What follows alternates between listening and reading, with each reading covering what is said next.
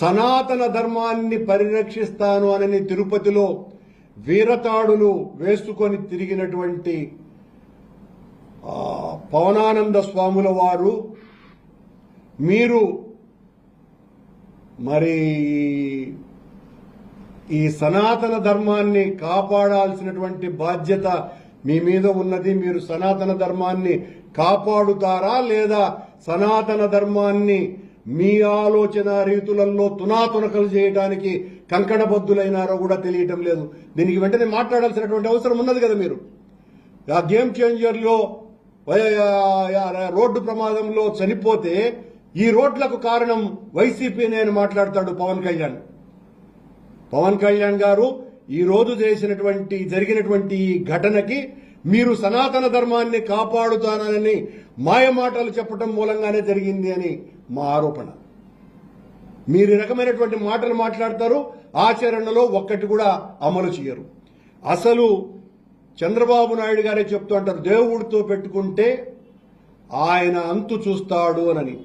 స్వామి చంద్రబాబు నాయుడు గారు, మీరు దేవుడితో పెట్టుకున్నారు. దేవుడిని రాజకీయ వనరుగా పావుగా వాడుకొని వెంకటేశ్వర స్వామి పేరు మీద జగన్మోహన్ రెడ్డి గారి మీద మా మీద అభాండాలు మోపి తిరుమలంతా కూడా అపవిత్రమైపోయిందని ప్రచారం చేసి అక్కడితో ఆగకుండా వెంకటేశ్వర స్వామి మహాప్రసాదమైనటువంటి లడ్డూలోనే ఆవు కొవ్వు కలిపినారు అని చేసినటువంటి మీ దుర్మార్గపు ప్రచారానికే భగవంతుడు కళ్ళు తెరిచినాడు. మీ కాలంలో ఈ రకమైనటువంటి అపవాదులు జరుగుతున్నాయి అంటే కారణం మీ మాటలు. భగవంతుణ్ణి మీరు రాజకీయ పావుగా వాడుకుంటున్నటువంటి తీరు.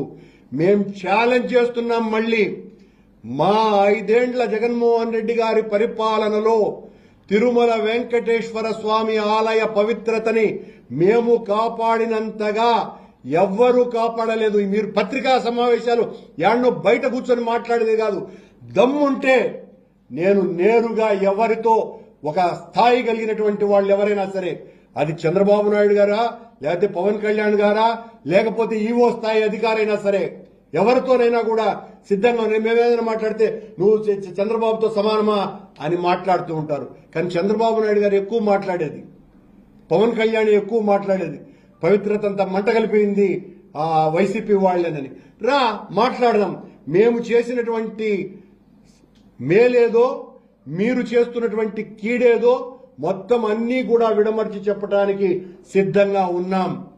చంద్రబాబు నాయుడు గారు మాయమాటలు మాట్లాడడం తగ్గించి భక్తుల యొక్క ప్రయోజనాలు కాపాడుతూ ఇకనైనా కూడా వెంకటేశ్వర స్వామిని రాజకీయంగా వాడుకోకుండా మీరు సరైన రీతిలో పాలన సాగించండి. ప్రజలకు ఇచ్చినటువంటి వాగ్దానాలను నెరవేర్చే కార్యక్రమాలు చేయండి స్వామి.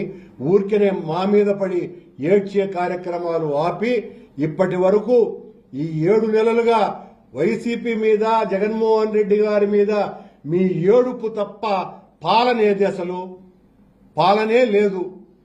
పాలనే లేకపోవటము, దానికి తోడు మా మీద కుట్ర కేసులు బనాయించే కార్యక్రమాలలో పోలీసులందరినీ కూడా ఇన్వాల్వ్ చేయడంతో ఇదిగో ఇలాంటి దుర్ఘటనలు జరుగుతున్నాయి.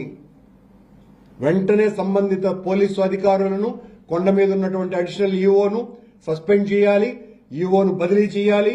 దీనికి సంబంధించినటువంటి ఇతర అధికారులందరి మీద తగిన చర్యలు తీసుకోవాలి. అన్నింటికంటే ముఖ్యంగా చనిపోయినటువంటి కుటుంబాలకు ఒక్కొక్కరికి కనీసం ₹1,00,00,000 ఎక్స్ గ్రేషియో ప్రకటించవలసిందిగా వైఎస్ఆర్ కాంగ్రెస్ పార్టీ డిమాండ్ చేస్తున్నది.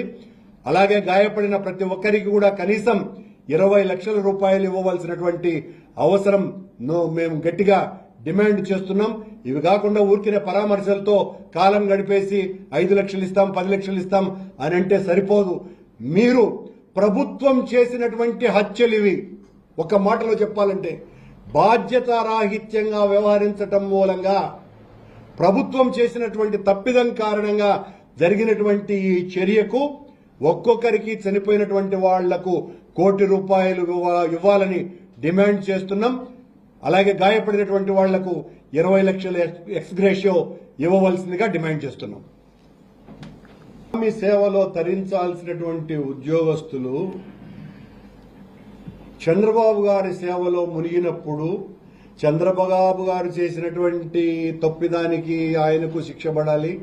ఆయన సేవలో ప్రభుత్వ అధికారులుగా ఉండినటువంటి వ్యక్తులు దైవ సేవలోనూ లా అండ్ ఆర్డర్ను కాపాడాలనేటువంటి దాంట్లోనూ లేకుండా ఉండినందుకు వీళ్లకు శిక్షలు పడాల్సిన అవసరం ఉంది.